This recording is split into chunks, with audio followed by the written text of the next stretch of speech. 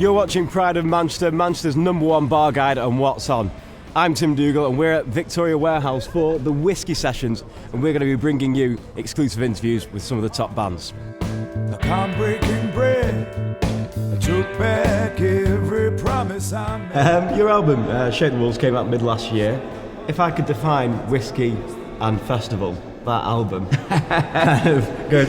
I just thought drinking drunk in an American bar somewhere. Yeah, that's where a lot of it was written. Yeah. But no, you know, the theme of the record, I always try and write about things like my own experiences and things that I know about, and to be honest, the life on the road and being a musician does mean you're in some sort of, you go to some pretty crazy places and you meet some pretty interesting people, and it's usually centred around a bottle of whiskey or a few drinks. So yeah, that's where the subject matter sort of comes from. So you had a bit of a warm up for the Whisky Sessions. You played at the Whisky Shop last Thursday. That was a nice little intimate gig. It was great, yeah. It was really nice. We played a couple of songs and then did a whiskey tasting with them, and that was awesome. How have you found the Manchester bar scene change over the years? Well, I used to work at night and day, which is There's a song about that, it is. I've got a song called Over My Shoulder. Yeah, I used to work night and day. Nobody listened to a word I'd say. And used to put the bands on there, and of course and Pete worked there too. I mean, sometimes we stayed there for days without leaving the building. And then the next place, and around then, you know, we'd be hanging out at the boardwalk and places like that. So this is 17, 18 years ago now. It's the same as it always used to be. I mean, like in the mid-90s when I was sort of getting into doing my own music and just starting out my record label, like 1997, and Night and Day on Oldham Street was one of the places. The Roadhouse was always one of the places, and it still is. For us in the early 2000s, really Down Under and Big Hands over on Oxford Street, you know, and then the Deaf Institute opened up nearby, so that was, you know, Big Hands and Deaf Institute, that was always a great combination. Matt and Fred's, which is, well, that's changed names and changed hands a lot. Band on the Wall now has become I played there last night, Band on the Wall, that's becoming a good venue again. So there is kind of still a little bit of a circuit in Manchester. So where would you say is a great place to go and catch live unsigned acts at the moment? Well, we put a night on at Odd Bar, upstairs at Odd Bar, called Shut the Far Cupboard, which we've been doing for about, along with our label night Sideways Saloon, we've been doing nights for about 7 years now, since we started the band, really. There's loads in Manchester, though, isn't there? There's Deaf Institute as well. Upstairs in the Deaf Institute, it's got something about it. It might be the wallpaper in there. Tell me now, where do we remain? Over my shoulder.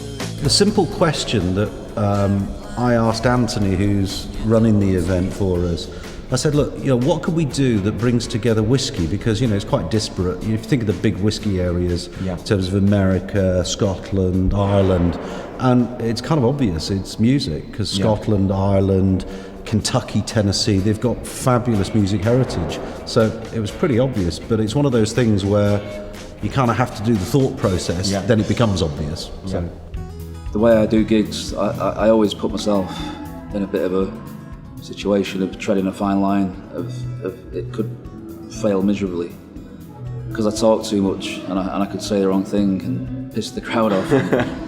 But I've got slightly better over the years and relied on my song. The reason I always risked failing is because I don't believe in myself, and people think that's crap, but it's not. That's exactly how I feel. We're just hopefully going to keep making records. We've got a new one finished actually. Don't have a release date or a title or anything juicy to tell you, but next year, hopefully the second quarter of next year, it'll be available. At the end of the day, you keep playing, but you've got to put out something that's one, you're really happy with, but two, means something, get it in context with what's going on at the moment.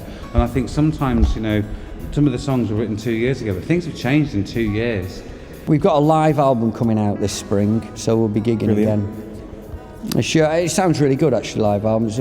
It was it's from about 5 or 6 different gigs on our last tour, and it's all craftily sewn together though, so that it feels like one gig, but it does sound excellent actually. I'm going to go to America Yeah, I saw that. Yeah, that's going to be a great trip, South by Southwest and Nashville, and Awesome.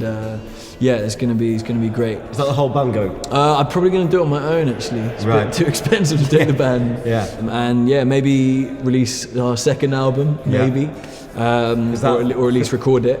Okay, so you've got it written now. I've written so many songs, Yeah. and just having released the first album earlier in the year was great, and I'm really keen to move on to the next set of songs, so and get them out there to the world. I get people all the time coming up to me and saying, "Nice one, Damon," and shaking my hand and saying, "Oh, when are you doing anything new?" And it's dead nice when people say that. And then tonight to have a Manchester crowd that was all just listening and just being dead warm. It's like I'm so chuffed.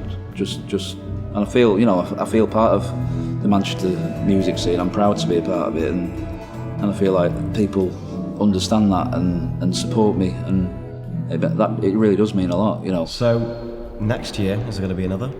Yeah. Is this the first of many? Yeah, we do music festivals in the US, so we think there's an opportunity over time to do more than one here in the UK. Yeah. But Manchester will always remain our home because this is where we started. But we'd actually like to take it internationally. We have a music festival in Austin, Texas. Oh, brilliant. And they've got Austin City Limits and South by Southwest and that sort of stuff. So that'd be a great place to take it, but that's a few years yet.